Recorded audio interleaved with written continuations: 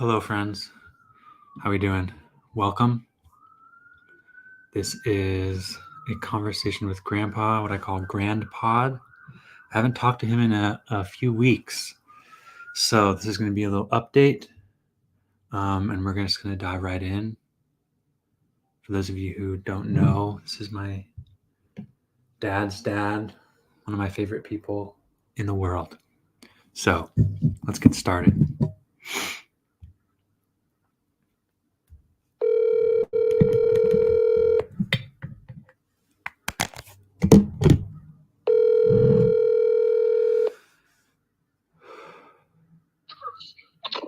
Hi there. Hello. How's Portland, Oregon? It's good. It's good. Is it? Yeah. Excellent. How are you? I think I'm doing reasonably well. Anyway, I wanted to ask you how the Timberwolves are and how that gig went. Yeah. Trailblazers. Oh, yeah. Sorry. That's okay. That's how much I follow them, I guess. It was good, and I actually no longer work there. Oh, really? Yeah. How come? You know, I just didn't like it. Oh, really? Yeah. So What was it like? yeah. Just a lot of busy work, or? Oh, it's hard to say, but it was there just wasn't anything like meaningful about it. My coworkers weren't great. The people, there wasn't really interactions that were enjoyable. I don't know. It was like Just work, huh? it was just a lot of, I don't know. It's like there's nothing wrong with it. It's interesting. Like I think I don't know. Maybe I was a little impulsive with quitting. I got really sick. Ooh. Like the day of one of my shifts. And so it and then the next week came around and I was like, I just can't see myself there anymore. Oh. Yeah. Whatever. Huh? How's the other job going? Really good. Is it? Got a lot of different clients? I Is that the do. right word? I do, yeah. And yeah, I was with a hospice client the past 2 nights, overnight. And he actually passed away last night. Oh, wow. Yeah. That's quite several that you've worked with, isn't it? It is. Yeah. And I in like in almost like every opposite way that it felt to just be pulling out big slops of food for a buffet. I felt so, I don't know, like meant to be the person who was there with his wife. Cool. She walked out of his room to grab a cup of tea. And when she walked back in, she knew. She called my name. I jogged over to the bedroom, and she had been over the past 2 days really like really okay and understanding it and happy that she had brought him home, which is what he had wanted. And after almost a decade of dealing with Parkinson's, and then in that moment was like the only time I witnessed her just like losing her centeredness. Mm-hmm. She looked to me for comfort and for an answer. How do we know, Wes? She was like, I didn't expect for it to hit me like this. You know, the abrupt change of a few minutes. And I felt so calm and with her completely in mind. And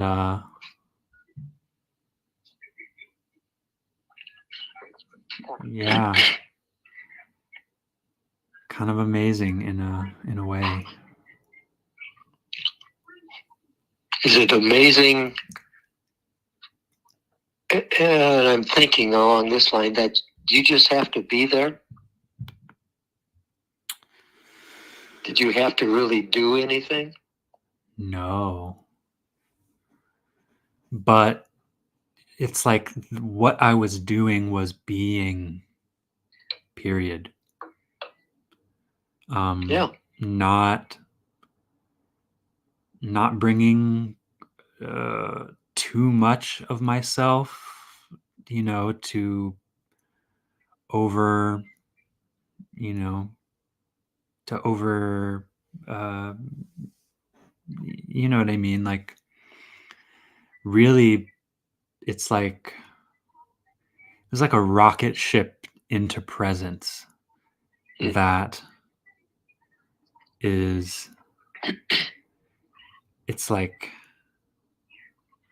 I don't know, it's like a still mountain lake where you're just like, you don't live there. You have to hike there.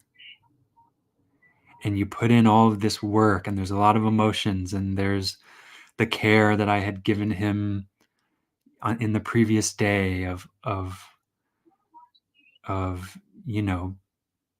caring for his body, of bed sores, and giving him his pain meds, and just like,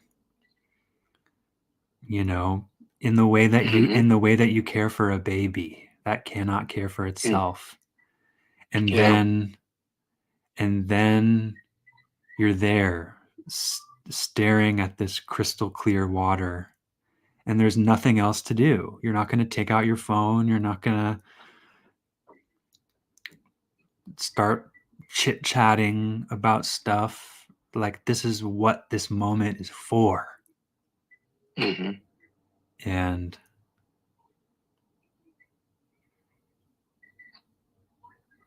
yeah. Yeah, there's so many things that come together if it's a loved one or not. It's just like, wow. Yeah. Yeah, and there's something even different about having not known him.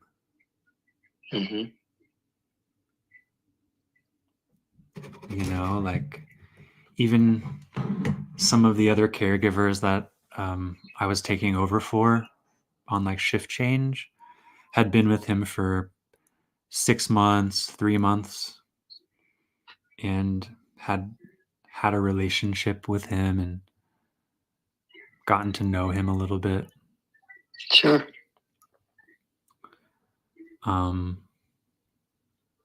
Yeah.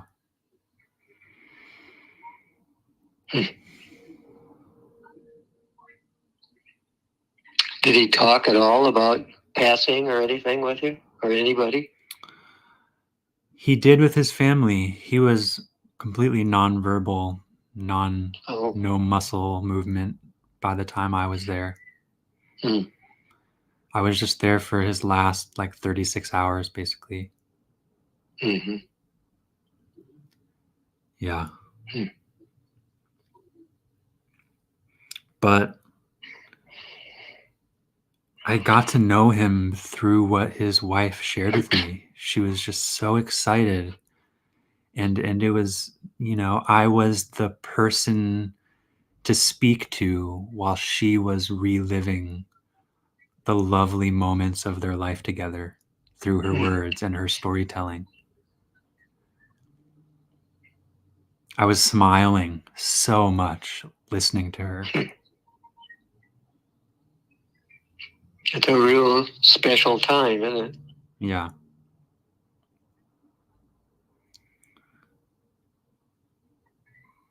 And it's yeah, it pulls me in. I have this feeling of I want more of that. hmm Look at the level you're dealing at, Yeah. compared to, how'd the work go at the buffet table? I know. Yeah. For real.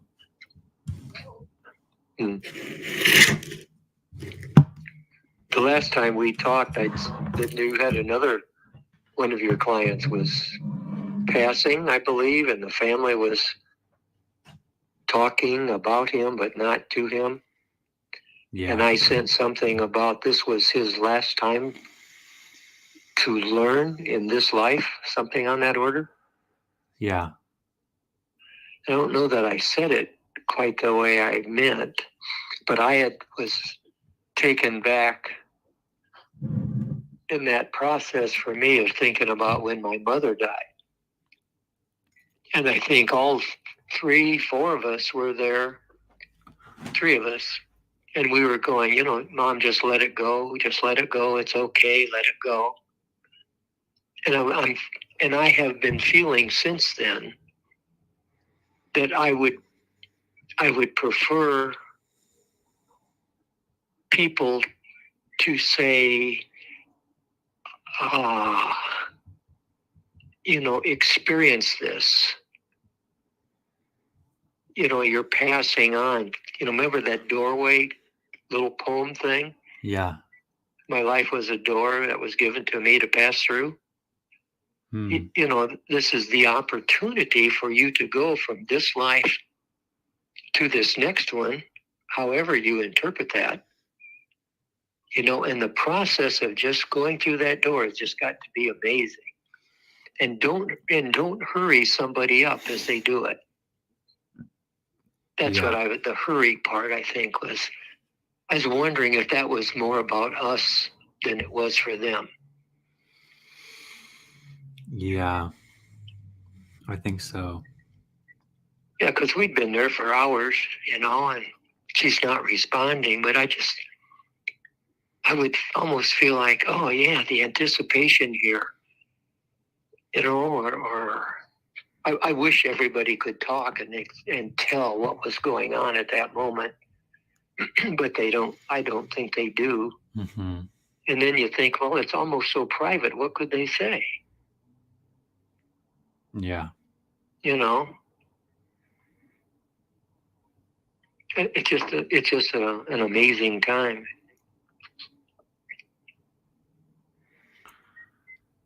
And to me, I guess anymore, it's not anything that I fear. Yeah. Other than unless I'm in a lot of pain in the process. My fear is I'd be doped up so much I couldn't I couldn't live this passing experience. Yeah. Of course, that's me wanting something that I have absolutely no control over. But besides that, Yeah. It's like, it is interesting. All of these men I've been with in their final days, they've all been getting shots of morphine, yeah, every 2 to 4 hours. yeah. Why Are they in pain? They are in pain.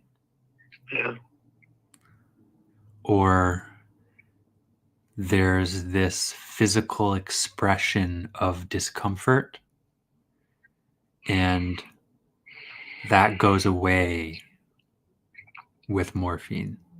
hmm. So What's it leave in the person?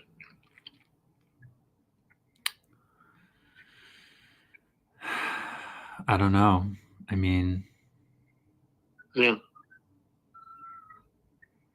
nothing really. yeah. I watched Brother Don go through some of that too, and the pills. He was in a lot of pain. And then he would, dope him up, and he just didn't know anything that was going on, but he wasn't in pain. Yeah, it's like a sacrifice of perhaps taking some of the conscious awareness Yeah, away in service of taking the pain away. sure. I think And are we basically just terrified of pain? our loved ones are. Yeah, we don't want them to suffer or whatever. And it's like this last act of saying, "I'll take care of you, honey." Yeah, It's like the last thing that we have the ability to do. hmm, We can do something. We can pick up the drug that's given to us by the hospice company. hmm, So there's no guilt because we've been given permission, yeah, and we are in a position where we've been the person who gets to make these decisions on behalf of our best friend, our loved one, our family member. hmm. I don't Does want that give a to, sense of, okay, I'm finally in control of this uncontrollable situation? it's an aspect of the acceptance Hmm. of saying, we brought you home to die. Hmm. And that's not everyone's experience, right? Right. Yeah. Hard to, I don't. I guess as I'm thinking, it's like every family would deal it differently. Partly because where is this person going? What is your belief in the afterlife, Yeah. kind of a thing. I'm totally always amazed at how people of a religion, not spiritual people, but a religious person who is so afraid of what's coming. Mm-hmm. Yeah. It's like, have I been good enough to go to heaven? It's like, no, probably not, but I don't think that's how it's measured anyway. But I read something, I'm back into some of this other readings again, that said this whole life that we spend before we're awakened or enlightened is like we're asleep in God's arms, and God does not even know what we're doing in this life. He only sees us as this perfect thing that he created. I'm going, that's really cool. I really like that one. Yeah.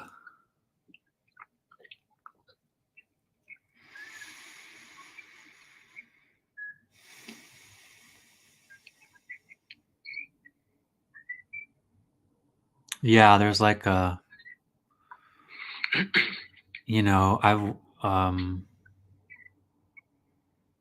I witnessed a spouse just saying, "You can go towards the light, sweetheart. Mm-hmm. Just go towards the light. It's okay." Yeah. And what if he's in there and there's no light?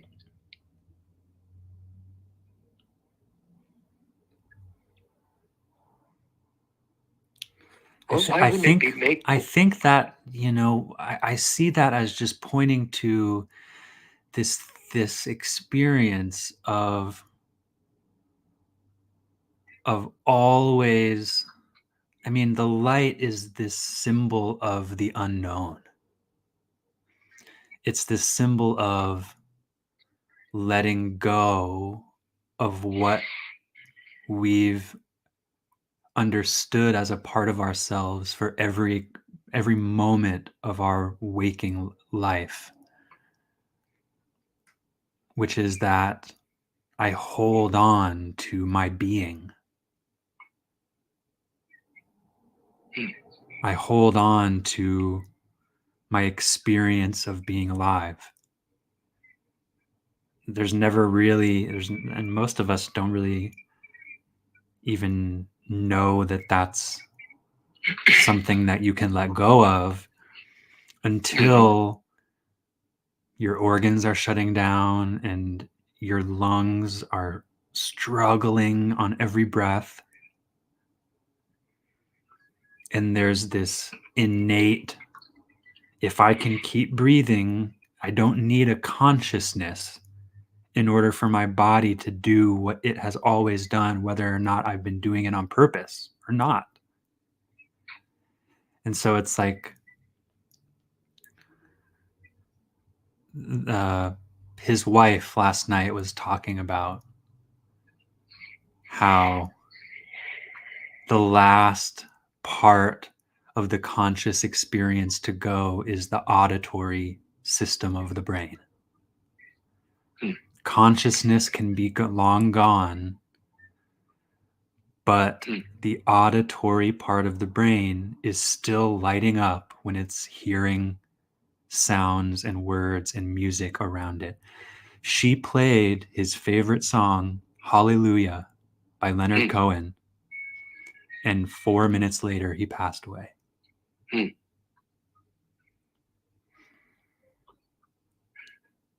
Yep. That's what I was, in a way, what I was thinking, rather than, follow the light. Yeah. Just open your heart and let it happen. Yeah. Rather than a specific kind of thing. Right. And that just makes more sense to me, that's all. Yeah.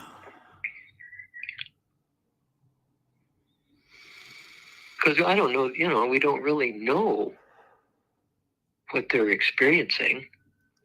Right. But it's unique to that person. Yeah.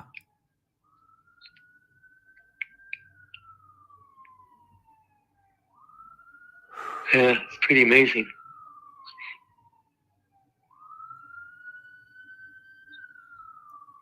You got police after you or something? Live right next to a hospital, so it's okay. very common.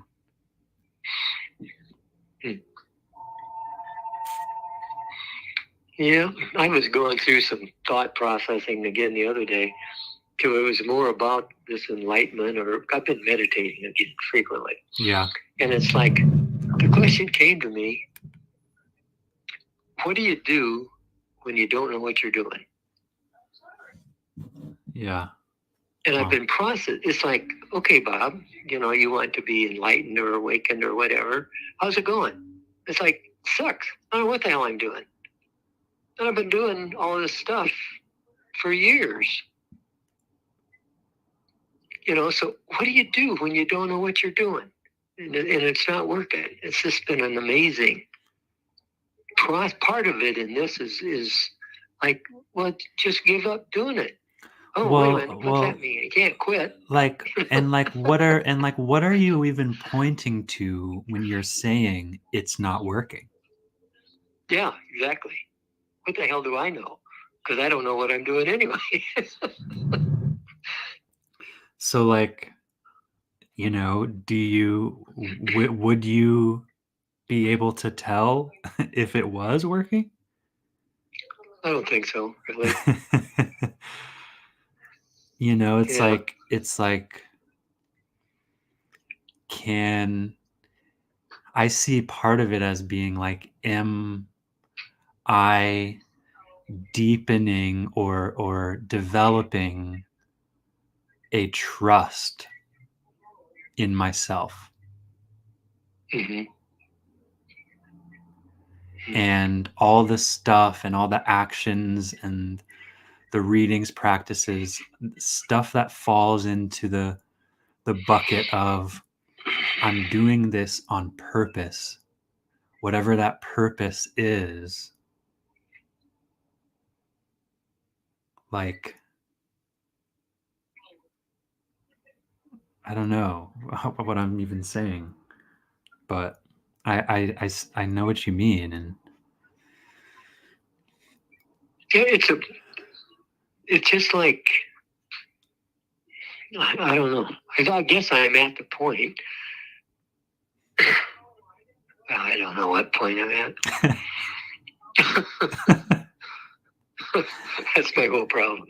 It's like I want to be in control of how God enlightens me, if that's to happen, if I can say it that way. Yeah.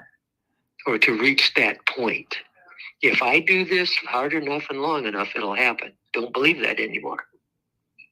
Because I don't think that's the journey. I think the journey is give it up. Don't strive for that particular thing, which goes against everything else I've done in my life, Yeah. It's like practice, read more, do more, whatever. There's something you can do to make this goal happen. And I do not believe that's true in the spiritual sense.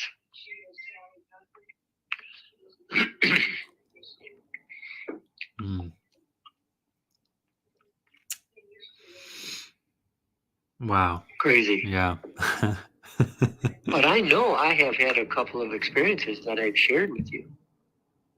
Like the shiny orbs that I saw when I was driving into town. Yeah.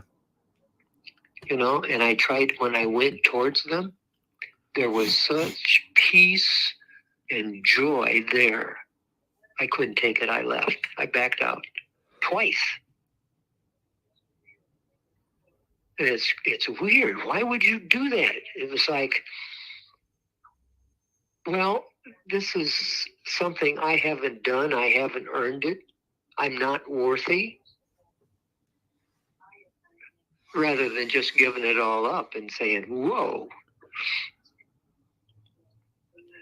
So I get stuck back in, I have to do this on my own to make it worthwhile, rather than just letting it happen. It's like that doorway that you pass through. Yeah. It's fascinating, but it's frustrating. It's just like, okay. And I'll read another book. Tells me how I can do it myself. I've been thinking about how, like you were saying, is it working? there's like there's a way where we can very easily lose access to the memory of what it was like to be me from 2 years ago, Mm-hmm. because I have to filter through yesterday and the day before and the day before. Yeah. And yeah, actually last night, like just before he passed, I put together like 35 pictures of myself all the way back from when I was in Thailand to now. Mm-hmm. And I put them all together and I just wrote like a little, like a couple sentences and put it on each picture about, wow, how my life has changed over the past 5 years, Mm-hmm. and how I don't think about that on most days Mm-hmm. because I'm overwhelmed with how I feel like I didn't improve from last week, or Oh, yeah. how I'm stressed out about money, and how I'm like, Mm-hmm. well, I was less stressed out about money 5 years ago, and feeling like, even if it's not about that, like, yeah, like losing access to that, and intentionally using these photos that are like these snapshots of time that bring up the memories of what it was like to be me back then, Mm-hmm. and how I can access a love and an appreciation for all the choices that I've made for Sure. myself and for my life, and helps me deepen the love that I have for where I am right now. Do you believe you're on a journey, kind of? Yeah. Yeah. What do you think your present situation, why do you think your present situation is there? Why, what are you supposed to learn from it? That's what I'm doing with Leota and the dementia stuff. Yeah. Okay, what am I supposed to learn from this, And lots of times it's just patience and those kinds of things. It's like, oh, okay. I've learned to laugh a lot more, Mm. and accept. I feel like it is anyway. And I just roll my eyes instead of making a smart ass remark, Yeah. where I've been able to change my behavior, even though the old thought may be there. Right. And I think that's what's critical. Because then I think the thought changes. Yeah.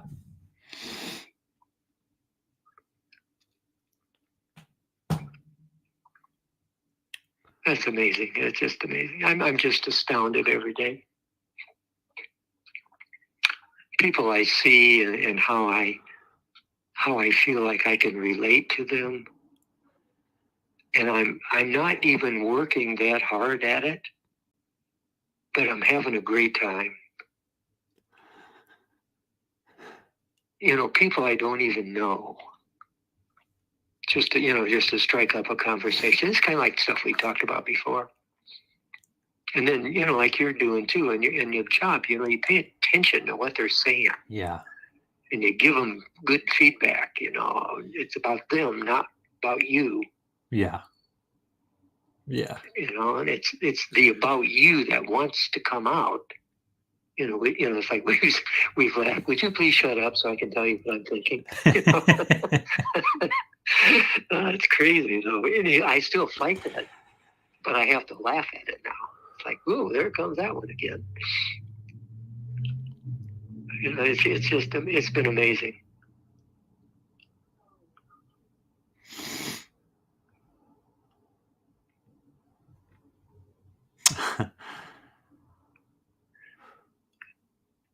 There's a lot there. I think I let my ego get involved too much, and Yeah. how's this going to be for me? Hell, it doesn't matter.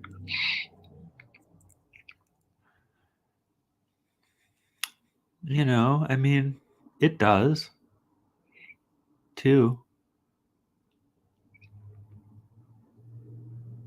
Well, usually very minor, don't you think? Yeah. It's your Yeah. interpretation. I read too, all we are is a bundle of everything that's ever happened to us. Yeah. I mean, we're not really unique individuals. We're just a bundle of all of our experiences. And we put it together somehow, and this is what we are. Is it real? No, it's a bundle of our experiences, It's like, well, crap. That's why we go back to the tapes all the time, from our childhood. Yeah.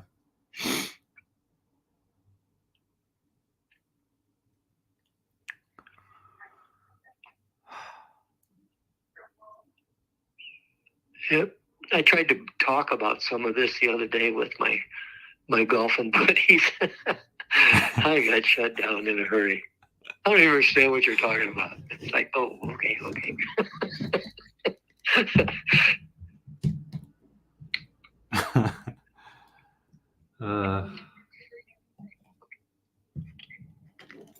I was talking to them mostly about, let me see if I can word this, that I'm doing good. Well, if, we can all have our opinions about things, whatever. Yeah. And you don't label them right or wrong. You label them as just being different.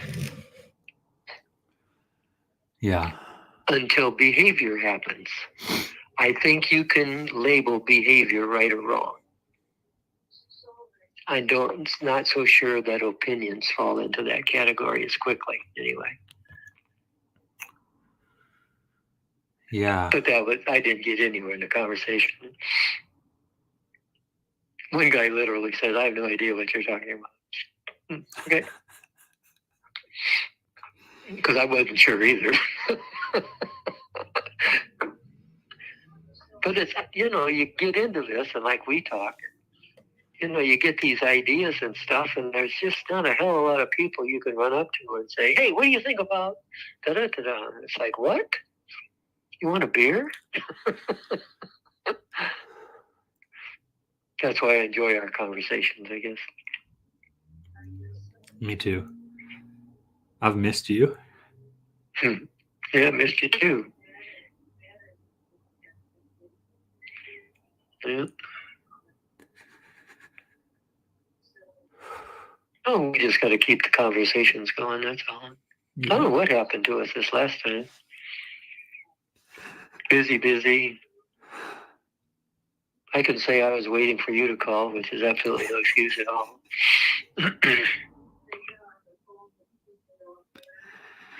So, yeah. I get so caught up in all what I got to do every day, Sure. Me too, and I don't have to do anything. I go golfing. It's just kind of weird. You can be busy doing nothing, I guess. Yeah, that's for sure. I've had plenty of time. Go ahead. And I've had plenty of time, I haven't been that busy, it's just I don't often allocate it on purpose. It just, it just gets spent. Yeah. And then it's time for bed, Sure. Yeah. I know how there's lots more connecting that could be done. Even just here in town and meeting up with people and stuff. It's just like, oh, well, maybe it's too late now. Right. And before you know it, the time's over. Yeah. I want to go back to my other question with you. Yeah. Before, what do you do when you don't know what you're doing? I'm literally asking that question to you.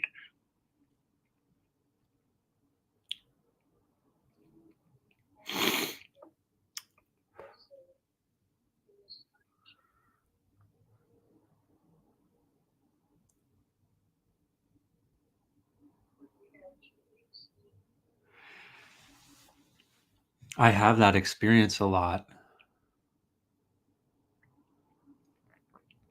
So that was one of the things that made you fearful of going into this other job. I don't know what to do. Wasn't it? When you were going in and helping out with clients and stuff? Yeah. You don't have that feeling anymore, I'm Oh, guessing. no, I do. Do you? So what do? You're still doing it. I think I know the answer. I just do my best. Yep. In the moment, right? Yeah. Yep. And I often, spend some time worrying before. Okay.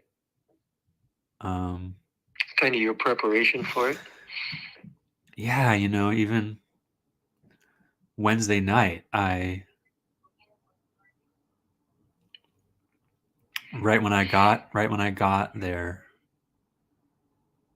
and was learning about, what the situation was and what was going to be needed from me. And it was mostly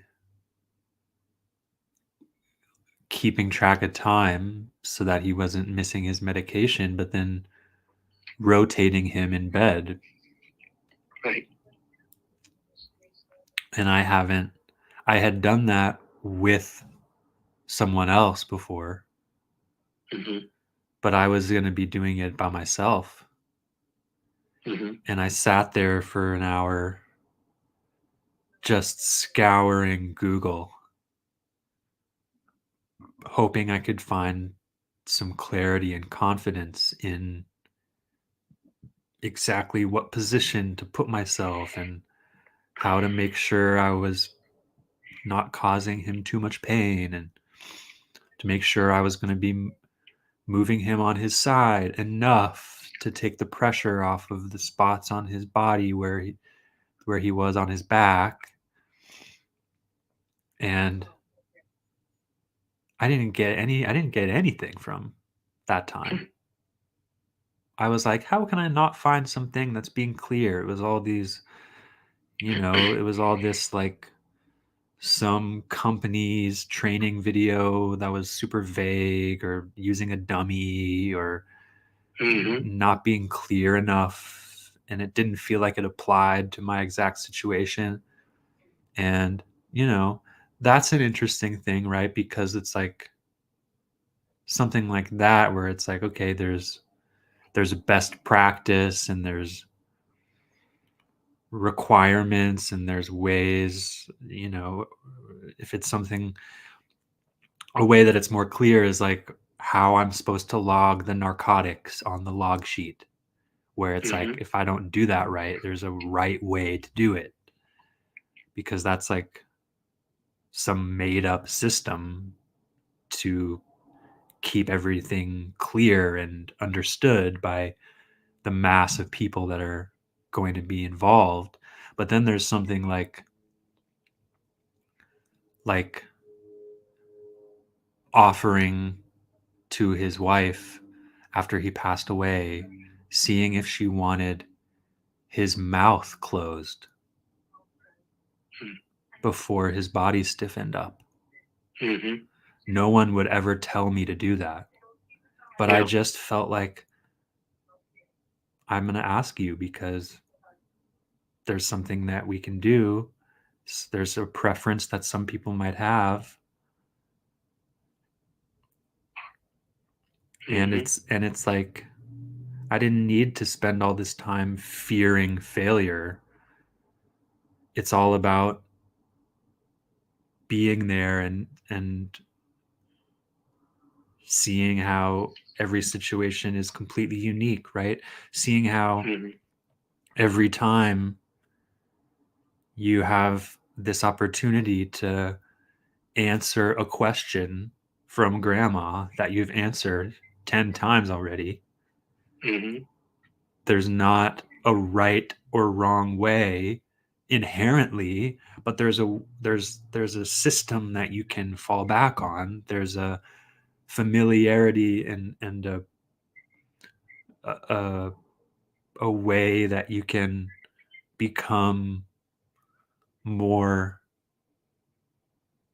not having to rack your brain every single time of what that choice is going to mean for you or how you come to your decision. You can find the grooves and figure out if you want to keep doing it that way or if you want to try something new. And not be afraid to do it. And you don't have to decide beforehand. Yeah, you can't. Yeah. Necessarily. Well, you can, but right.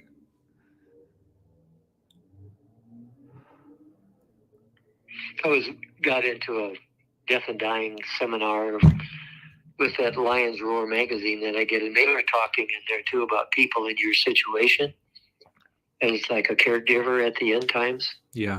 And that they had a name for them. Can't think of what it is now.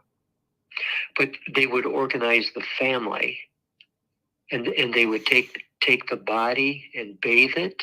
Yeah. And dress it. And just, it was just like a final thing rather than, bam, he's died, it's done. Yeah. There was a closure to it all, I think. Yeah. And that just always seems like, God, that just seems like that'd really be important or could be important. Right. It'd freak a lot of people out here, probably would. But I mean, when you said about closing the mouth, I remember that as being one of the things that they mentioned doing. Yeah. Just prepping the body, and that kind of thing. Yeah. I can imagine what you would get if you had talked to the wife last night and said, okay, do you want to wash the body? That'd be crazy, wouldn't it? You'd probably get fired or something. No. I had that cultures do. They seem to be more in tune with these cycles of life than what we are. Right. And these experiences are showing me that, a lot of people will be like, if, someone where it's like, if someone's spouse is dying and maybe their only other experience was, 25 years ago when their father died, and there can be this unspoken assumption that what I witnessed before is how it goes. Yeah. The person dies. We do so much of that. You call the company, they come pick up the body, and they do what they do. And that's just not how it has to be. And so I'm seeing all of the preferences that people know they, because I wasn't, this family. And she was telling me this, the day before he died, about that they were going to have him directly cremated and scattered out at this gorge that they always vacationed at. Mm-hmm. And so she had this understanding of, we're not going to have a desire to dress up his body. We have a plan for what that's going to be like. So I think in that case, she was like, I don't need to wash his body. Like, that's not important to me. And Right. The previous family I was with, she, with some slight discomfort from her sons, wanted to spend a day with the body alone and to wash it by herself and to have this sacred time with her husband's body for a day. Mm-hmm.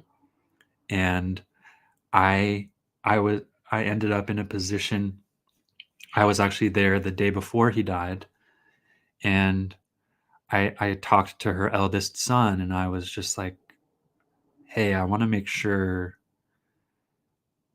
or I want to know that it's okay if you're not comfortable with the idea of this, but I don't want you to try to strong arm her out of what she wants.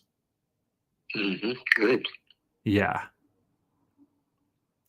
And Nice job. that, and like, that's not part of my job description. That's like Yeah. something that I just felt I wanted to say to him because I was seeing the dynamics of the family. And not to say that that would have happened if I didn't say that, but I just wanted to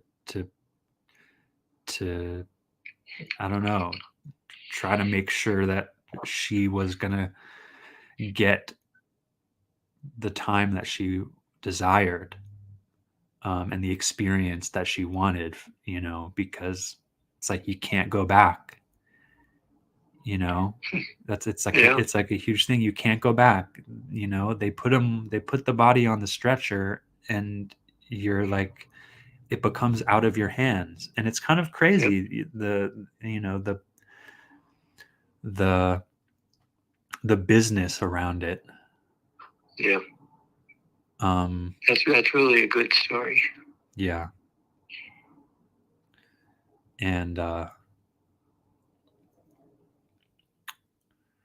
my I think the woman had great understanding. Yeah. I was talking to Julia yesterday, or on Wednesday, and I was talking about how I feel like I beautifully stumbled into this work without really thinking too hard about it. And You went in screaming a little. And now that I'm here, I feel like it's exactly where I'm meant to be. And it feels like it's in like the most perfect timing of feeling like I can be in a position to bring out the beauty and the love as much as there is with our own family.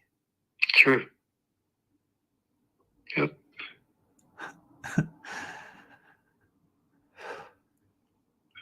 And Julia was like, "Oh, don't say that." And I'm like, that's exactly it. Because we don't want to say it. Yep. And then we get smacked upside the head by it. And we have to process it all in the blink of an eye. And it doesn't have to be that way. It doesn't have to be that quick, that intense. It doesn't have to be that sad. Yep. I agree. There'll be a certain amount of it, but of course, still it's yeah. Just bam, because it just happens. It's totally different in an instant. Yeah.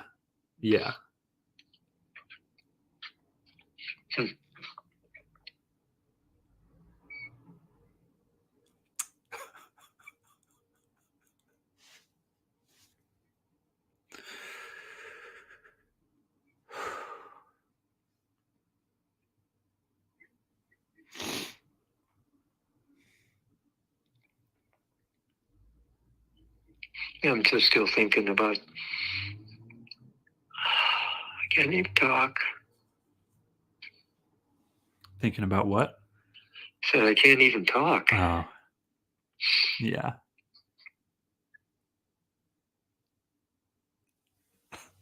That's okay.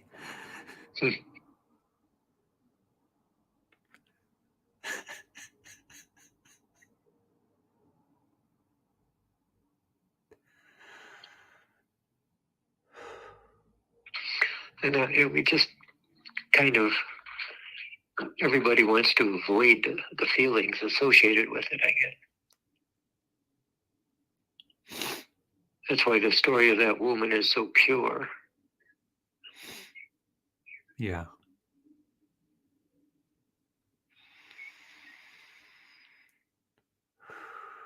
Especially in our culture here, just like, hurry up, call them up, get them out of here. Yeah.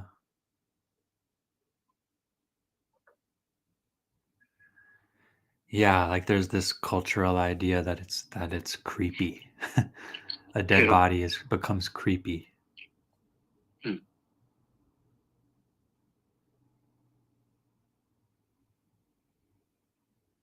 Kind of. I was thinking too, like I hear and have been to more celebrations of life than funerals.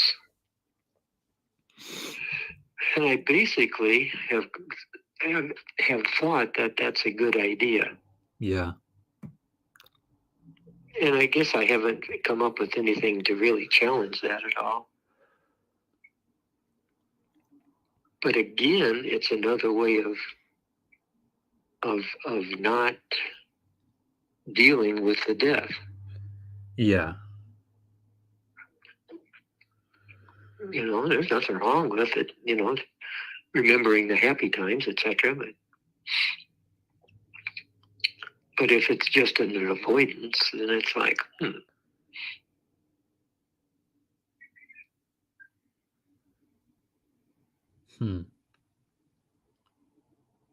And again, people do different things, and it's like, I don't really want a way of doing it, I guess. But I would really be, I don't know what, something anyway, if people really did what they felt they needed to do for their closure or their finalization of it all or whatever. It's like, I think, and that's the thing, is like you have to ask yourself that question. Yeah. Because I think that even that part doesn't happen for a lot of people, that you just get by. Yeah. And what's it leave? What are the remnants if you don't deal it in the way you want it to? I wonder. I'm sure people can bury it, get along, but that's one way. But I could just see that woman smiling. It's like, I did good. Yeah.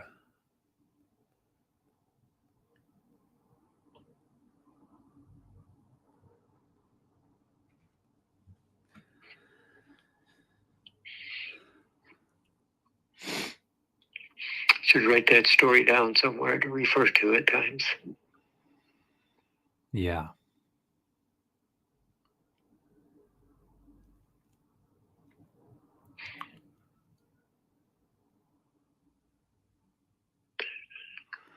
I had this dream last week, and I was like in a bar, and I saw my friend Hannah from high school, who committed suicide in 2020. And she was like a bartender at this bar in my dream. Mm-hmm. And we embraced, and we sat down, and we're chatting. And there was this thought inside the dream where I was like asking myself, why does it feel so amazing to see her right now? Because in the dream I hadn't comprehended that she's no longer alive. Mm-hmm. It was just an old friend. Sure. And then I realized in the dream, and everything changed. The whole energy of the experience was different. Like now it was like, it was like running. It was like there was like a feeling of trying to sip the last part of the juice, trying to squeeze out every little moment, feeling like, oh no, this is going to go away soon. This is going to go away soon. And then it does.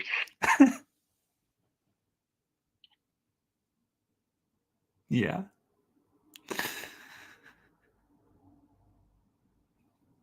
But that moment before stays with me. Special.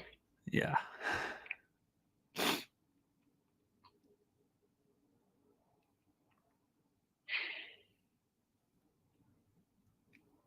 I think we do that with a lot of things.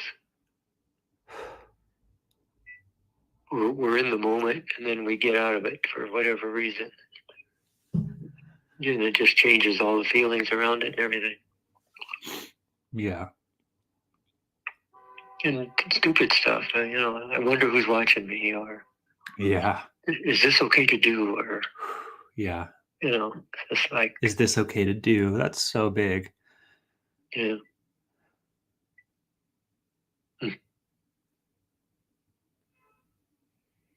We want someone else to give us permission, I think. Yeah. And we don't want to look stupid. In spite of what it feels like, we don't trust ourselves to allow ourselves to experience without factoring in the judgment of others. Yeah. So stupid. Yeah.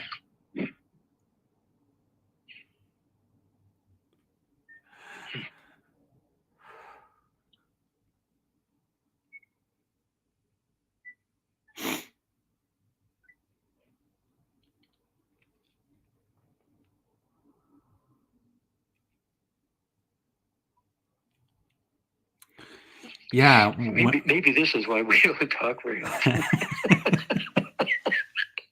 Okay, I gotta go to bed now.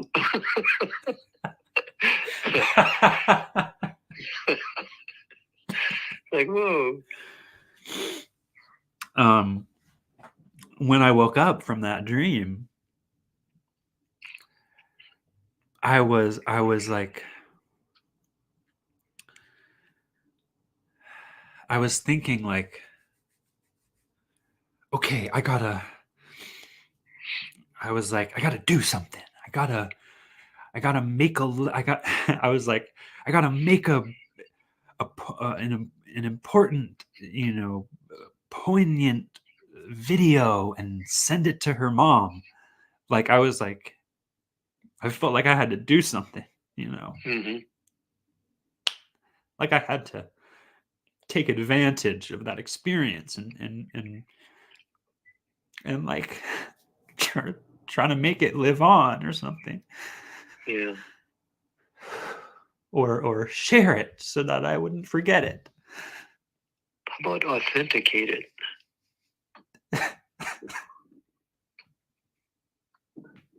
Word just came to me though.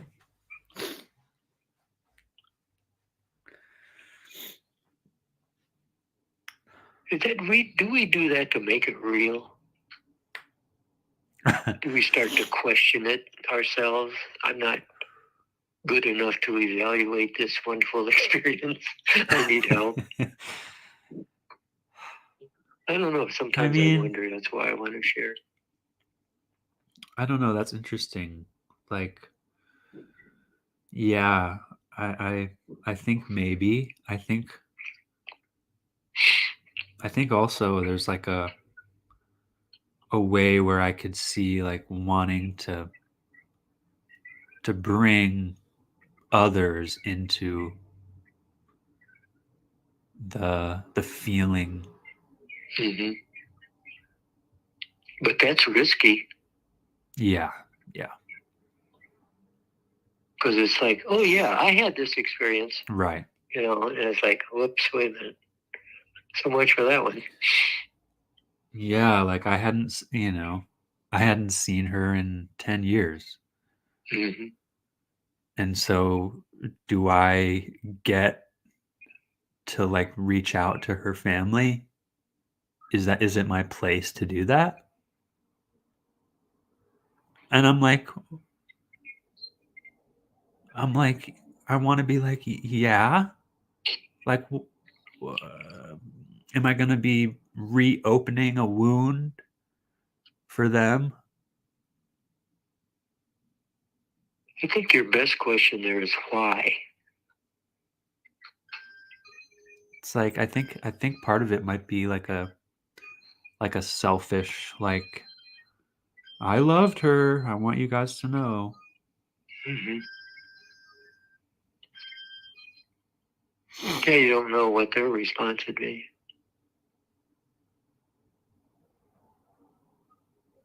I think that, I don't know, it's like I think that they would want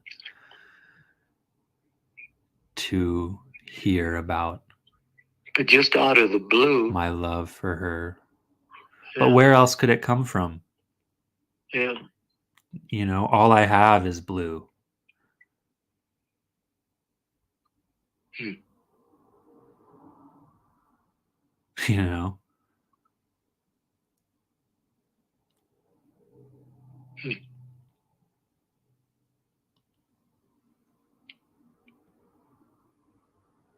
Because that fear, it could keep me away from meaningful relationships.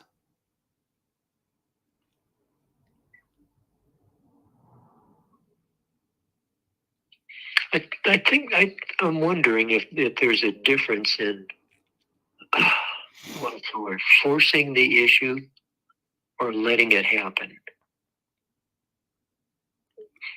Right. Because letting it happen would be yeah. you ran into them. And in conversation you are able to bring this up. Somehow it seems. I mean, it's hard when I live across the country. Like, that shit doesn't just happen, man. I'd say this was a perfect idea. Yeah.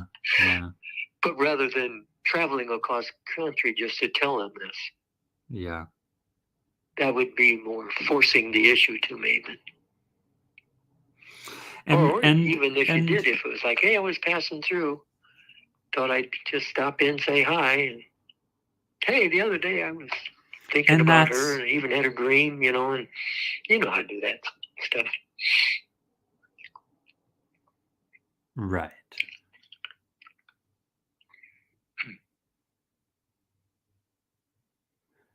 Just like I don't run into you,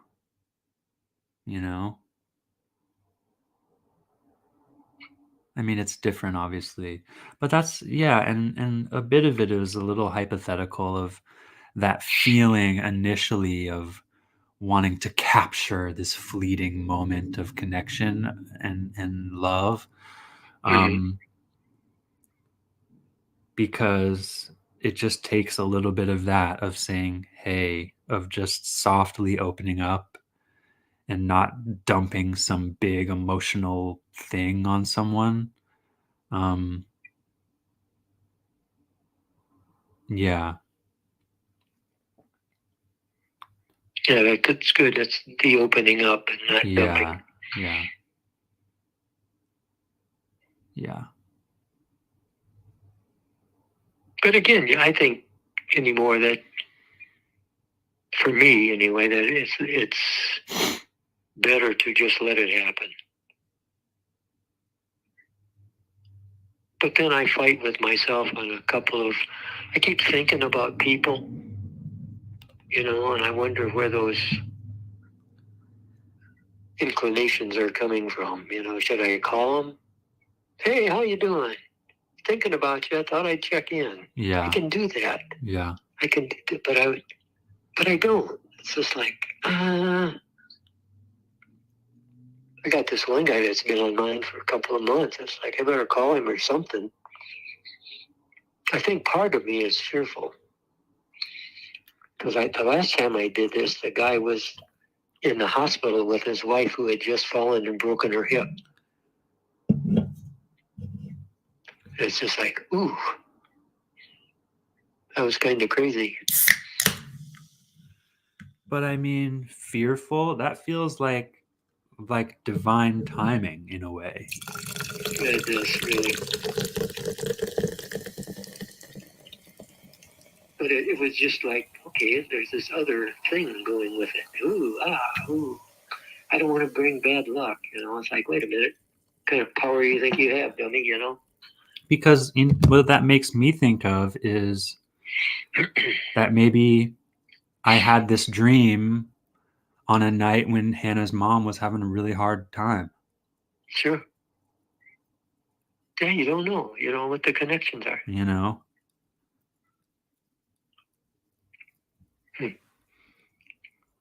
Things to think about. I'm going to give you a big chore because I got to go pee. Yeah, sure. You're gonna talk to your grandma for a little bit. Okay. Can you handle that? Yeah. Okay. Here you go. Say hi to Wes. Hi, Wes. Hi, Grandma. Hi, Wes. Hi, how are you?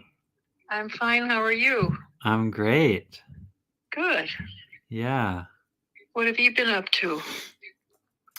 Well, I've just been working, spending time with my clients, and I'm having a bunch of friends over to my house tomorrow to hang out and talk and chat, and I think have a bonfire outside. So I'm feeling good.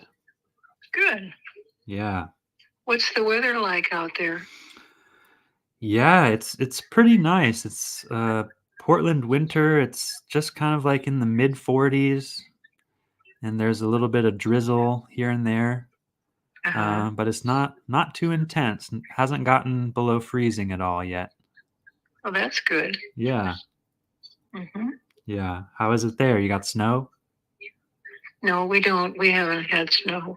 It's been sunny and a little windy, and right now it's at 31 degrees.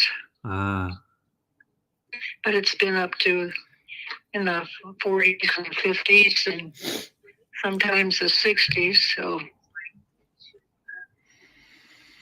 Cool. It's not been too bad. That's nice. Mm-hmm. Great. So what are you doing for Thanksgiving? Well, we are having like a little potluck tomorrow. That's part of our little gathering. But on Thanksgiving Day, we're going over to one of our friends' houses, and their parents are in town visiting from Indiana. And so I think there's going to be, I don't know, maybe 6 or 7 of us, and we're going to have a great Thanksgiving meal together out here in Portland. Nice. Yeah. Mm-hmm. Yeah. Are you going to be having a meal at the house, or you head into someone else's? Well, we're going to have a meal here, and your dad is coming. Oh, good. And then the next day we're going to go to Davenport, and we're going to all meet together over there and stay Friday till Monday. Oh, cool. Your dad's not going to stay that way, though. He's going to go home on Saturday, I think. Yeah.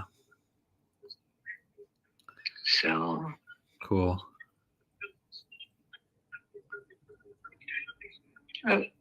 Alexis is coming, and I think Chloe and James and Beth and David and us. Oh, great. And Madeline is coming down from Minneapolis. Cool. But Julia's not coming. Yeah. So we'll be there till Monday. Fun. Friday to Monday. Yeah, great. Mm-hmm.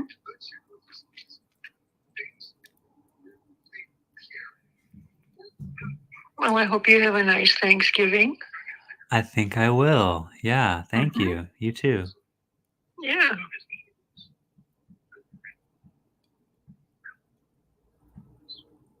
How is it, and how do you like Portland?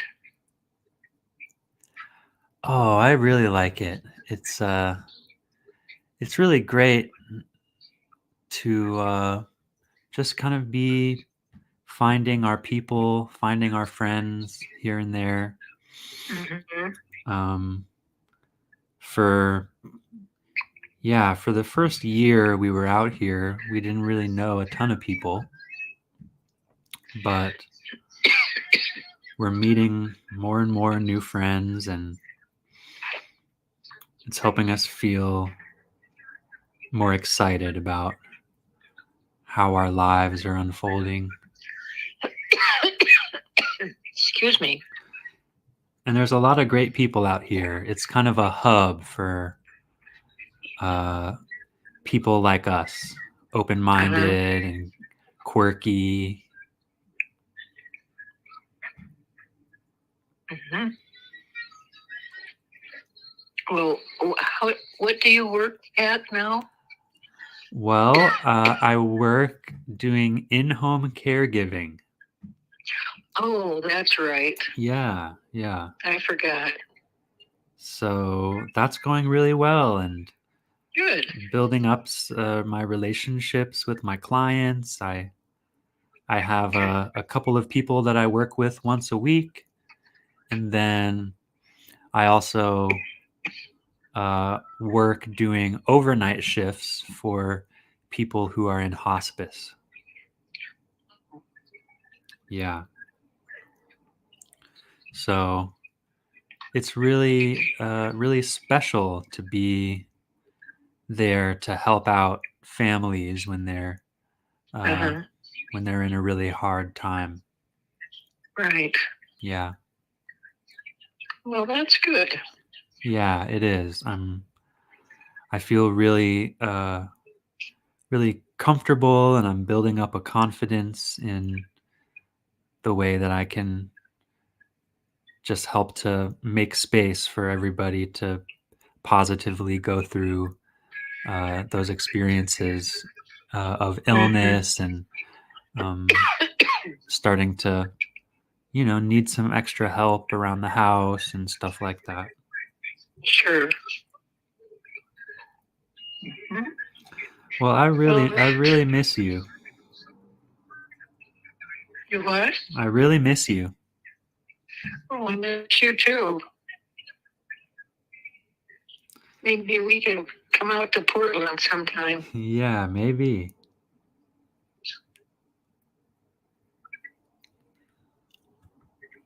I don't know how long it would take us to drive. Yeah, quite a long time, I think. I made that drive this past summer. Mm-hmm. Take several days. Yeah, definitely. 2. I think 3. 3. Oh. Yeah. Mhm.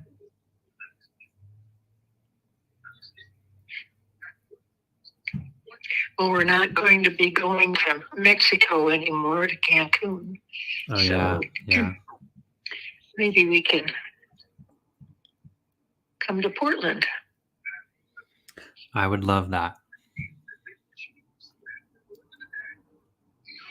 Do you know how Amp and Mommy are doing? I do. Yeah, they're doing well. Oh, that's good. Amp is having a harder time around the house. And they're in the process of getting a new condo that's a part Oh. of like an assisted living center. Oh, uh-huh. So that way they'll be really, really close by to a medical facility if he ever needs any medical care. Uh-huh. So I think probably in about a year they're going to be relocating. Yeah. Uh-huh.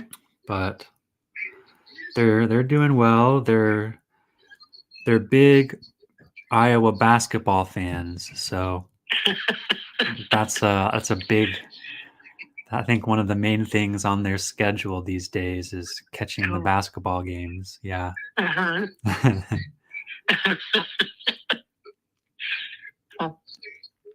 Well, that's good. Yeah. What are you planning on doing for Christmas? Well, I think I'm gonna be working a lot. There's a lot of need for care around the holidays because so many people are on vacation, Uh-huh. and so I think I'm gonna be filling in, doing a lot of work to help out the people who need help during that time. Oh, sure. Um, so I feel pretty good about that. Uh-huh. But Christmas? sorry? Is there something you'd like to have for Christmas? Yeah. Not quite sure really.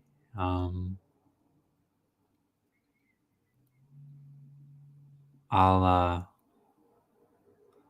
send you a message in the next few days.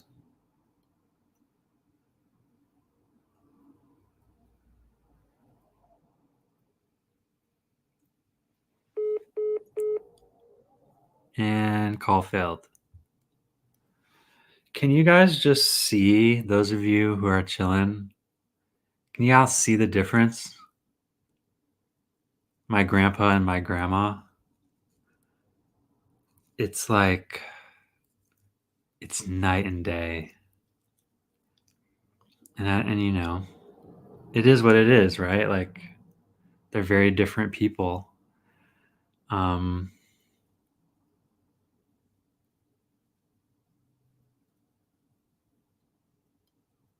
yeah, and grandma is really, really been having a lot of dementia. The what do you say? The way it's been building up. Hello. Hey, Hey. ran out of battery. Oh, gotcha. I wasn't paying attention. We were down to 2% and it just shut off. Yeah. I get that. Huh. Yeah. So, anywho, should we go for the next call? Yeah, definitely. Okay. Rather than try to plan it, let's just see what works out. Sounds good. Call when you're ready, or I'll call when I'm ready. Well, and y'all have like the holidays. Maybe we could do like, I don't know, like Tuesday evening or something. Next week? Maybe? Yeah. Sure. Yeah, because I'll You working over the holidays, are you? I am, yeah. Okay.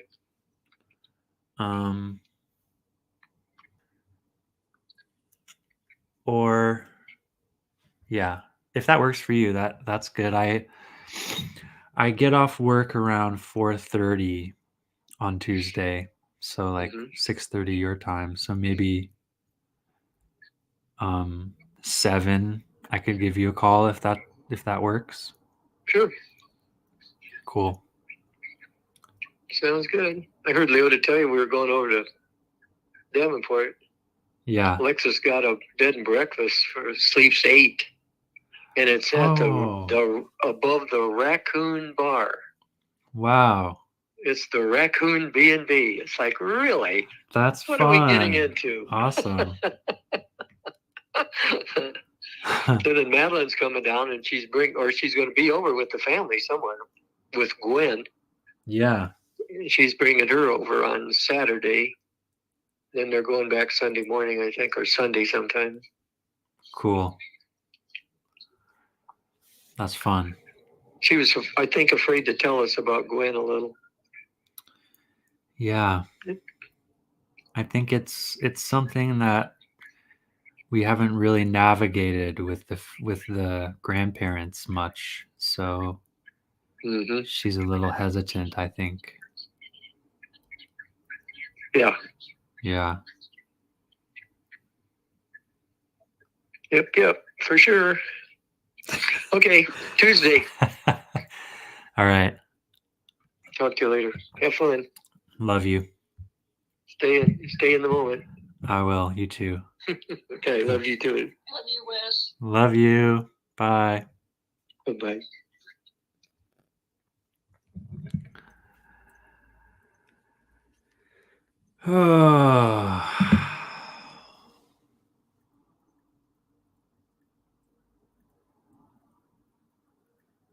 It's like, boom, dropping in deep. Grandpa and I never really spend more than a minute or two on the surface of the catching up. We just dive right in.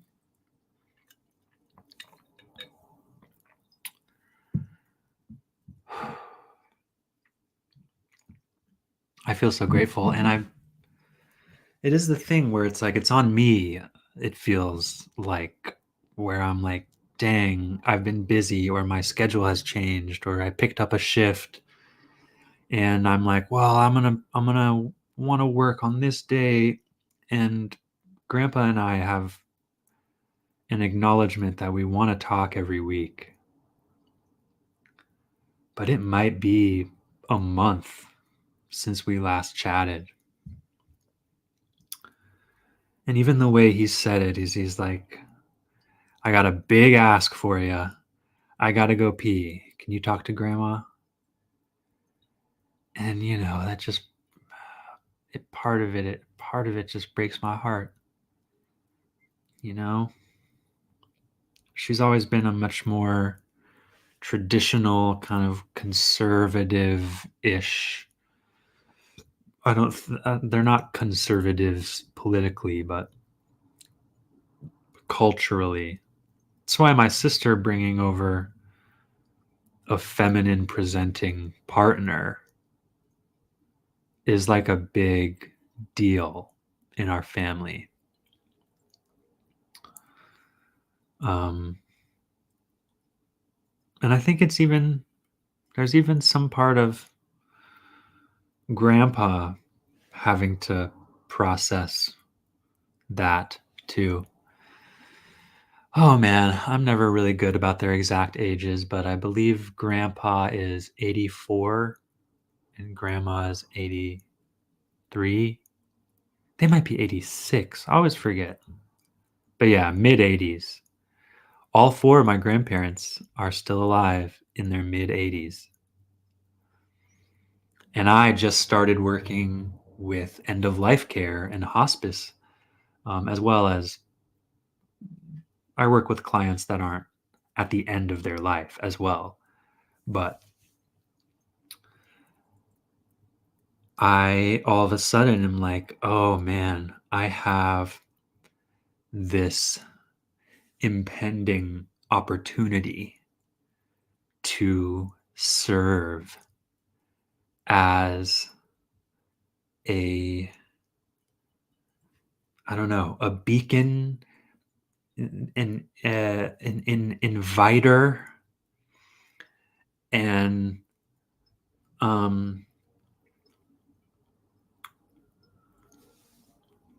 as I don't even know what to say. I'm bringing the experience of death. I'm bringing it in. I'm I'm I'm saying no more denial. We don't have to. It's not about preemptively saying goodbye or counting down the days until one of them croaks or that type of shit, but it's about like, we can talk about it. We can talk about it. And obviously there's all of the legal stuff. There's all of the, the processes and stuff, but it's more about the emotions. My mother and my father both having yet to lose a parent, and I feel more prepared than I believe they are. And what does it mean to be prepared? It's not like I'm like ready to say goodbye, right? It's about the fact that I'm not scared. I'm not scared. I want to take advantage of the days that we have. And it feels so hard being on the other side of the country. I'm afraid that I'm going to feel like it's a burden on me to travel back to the Midwest, to take off work, to be worrying about my financial situation in order to be present with my family as my grandparents die.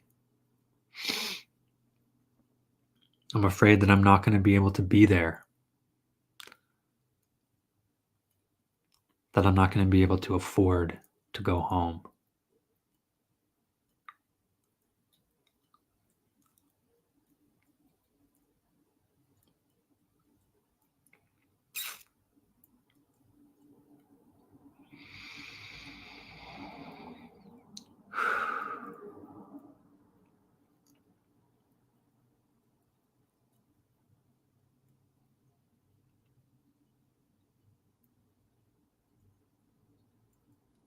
I don't know. I don't know how these conversations would be prior to me taking on this work.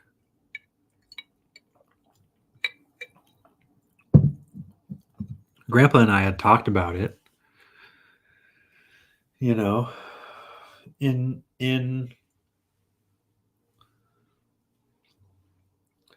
as he's dealing with his life changing, with his wife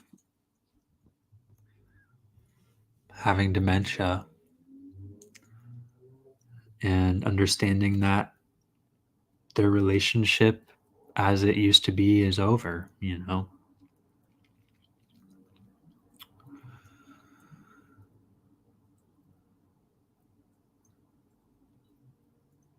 So, but again, that's the thing, right? I'm going to focus on what's tough, where I'm like feeling like, wow, my family is going to be struggling and really sad, and I'm just going to be struggling to try to be there. But I don't even want to assume that or anything, It'll be what it'll be, So, man, I've been talking for a while. My voice is tired. Adrian, Kelly, thank you for being here. Trust that everything is working out for you. Exactly.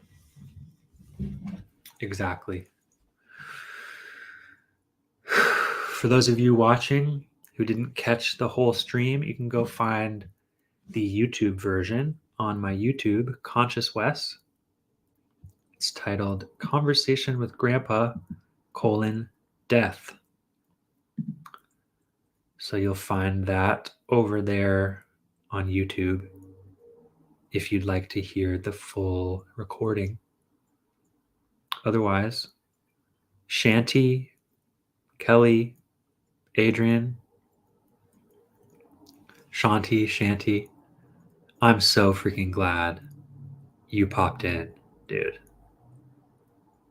I'm so glad that you stumbled upon this moment.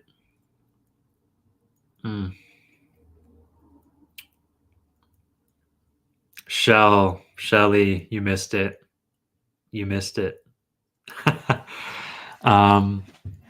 But I was just saying, you can find the stream on YouTube. So Shelly, go over there. We're at 1 hour, 35 minutes. So I wish you could have been a part of this. It was an amazing conversation. But it is still live over there. And feel free to leave some comments as you're watching. Yeah, a beautiful chat with my grandfather, talking about death and my experience working in the field. So, yeah, I'm glad you popped in when you did. Thank you, everybody. I couldn't have planned for this conversation to have been as beautiful and powerful as it was. And I'm glad that you all shared in this with me. Little Miss Twinkle, glad you were here too. YouTube at Just Conscious Wes. Just Conscious Wes. And I very well may make this a podcast episode. But yeah, my YouTube is just Conscious Wes. One word. All right, guys. I love y'all. Your presence is so powerful, so meaningful. Your comments, I wasn't reading comments out loud for most of it, but I was reading them. And I was touched. I'll see you again. As you heard, I'm going to be talking with Grandpa 5 p.m. Pacific time on Tuesday. So I'll be here. Put it on your calendars. I don't know what we're going to talk about next week. It might not be death, but we always find something good. Love you, Adrian. Love you, Shelly. Love you, Kelly. Love you, Shanty. Love you, Little Miss Twinkle. Have a great evening. I'll catch you guys later. Mwah.